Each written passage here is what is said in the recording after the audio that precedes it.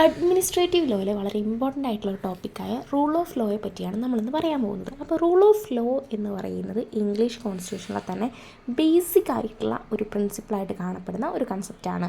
അപ്പോൾ ഈ ഒരു കൺസെപ്റ്റ് എന്ന് പറയുന്നത് ഇന്ത്യ അതേപോലെ US അടക്കമുള്ള വേൾഡിൽ മൊത്തത്തിലുള്ള എല്ലാവിധ ലീഗൽ സിസ്റ്റത്തിലും വെൽ എസ്റ്റാബ്ലിഷ്ഡ് ആയിട്ട് യൂസ് ചെയ്യുന്ന ഒരു കൺസെപ്റ്റാണ് റൂൾ ഓഫ് ലോ എന്ന് പറയുന്നത്. ഈ ഒരു കൺസെപ്റ്റിൻ്റെ ഒറിജിനേറ്റർ എന്ന് പറയുന്നത് എഡ്വേർഡ് കോക്കാണ്. അതേപോലെ തന്നെ പ്രൊഫസർ AV ഡൈസിയാണ് ഈ ഒരു കൺസെപ്റ്റിനെ കുറച്ചുകൂടി ഡെവലപ്പ് ചെയ്തിട്ടുണ്ടായിരുന്നത്.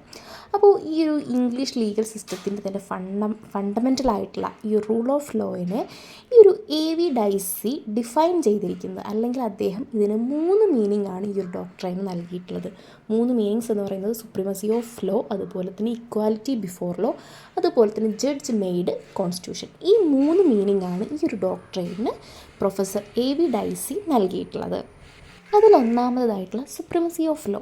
അപ്പോൾ അതുകൊണ്ട് ഉദ്ദേശിക്കുന്നത് അബ്സല്യൂട്ട് ആയിട്ടുള്ള സുപ്രീമസി അല്ലെങ്കിൽ പ്രീ ഡൊമിനൻസ്, ആ ഒരു റെഗുലർ ലോയുടെ പ്രീ ഡൊമിനൻസ് ആണ്.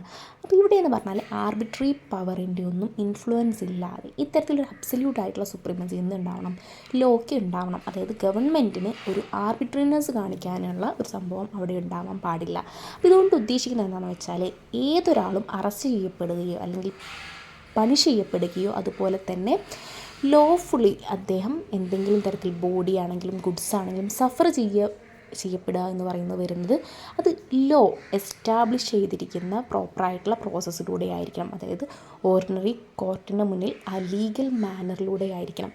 അല്ലാത്ത പക്ഷം ഒരാളും എന്ത് ചെയ്യാൻ പാടില്ല, ഇത്തരത്തിൽ പണിഷ് ചെയ്യപ്പെടാനോ അല്ലെങ്കിൽ അറസ്റ്റ് ചെയ്യപ്പെടാനോ മറ്റെന്തെങ്കിലും തരത്തിൽ സഫർ ചെയ്യാനോ പാടില്ല എന്ന് പറയുന്നതാണ് ഈ ഒരു സുപ്രീമസി ഓഫ് ലോ എന്ന് പറയുന്ന കൺസെപ്റ്റ് കൊണ്ട് ഉദ്ദേശിക്കുന്നത്.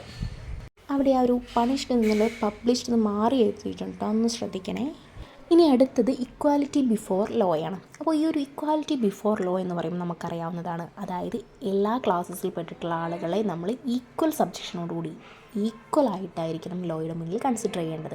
അപ്പോൾ അത് ഓർഡിനറി കോർട്ടുകളുടെ മുന്നിൽ ആ ഒരു കോർട്ട് പ്രോസസ്സിലൂടെ കടന്നു പോകുന്ന സമയത്ത് ഈക്വൽ സബ്മിഷൻ ആയിരിക്കണം ഓരോരുത്തർക്കും കിട്ടുന്നത് എന്നുള്ളതാണ് ഈ ഒരു ഇക്വാലിറ്റി ബിഫോർ ലോ എന്നുള്ളത് കൊണ്ട് ഉദ്ദേശിക്കുന്നത്. അപ്പോൾ ഈ ഒരു ഡൈസി എന്ന് പറയുന്ന ഈ ഒരു കൺസെപ്റ്റ് റെഡിയാക്കിയിട്ടുള്ള ആ പ്രൊഫസർ പറയുന്നതനുസരിച്ചിട്ട് ഇപ്പോൾ സിവിൽ സർവൻസിന് പോലും ഇത്തരത്തിൽ ചില എക്സംഷൻസ് കൊടുക്കുമല്ലോ.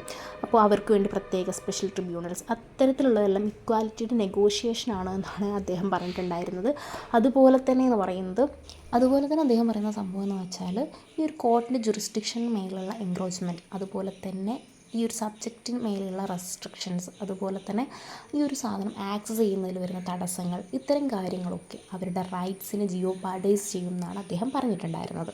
ഇനി അവസാനമായിട്ട് പറയുന്നത് ജഡ്ജ് മെയ്ഡ് കോൺസ്റ്റിറ്റ്യൂഷനെ പറ്റിയിട്ടാണ്.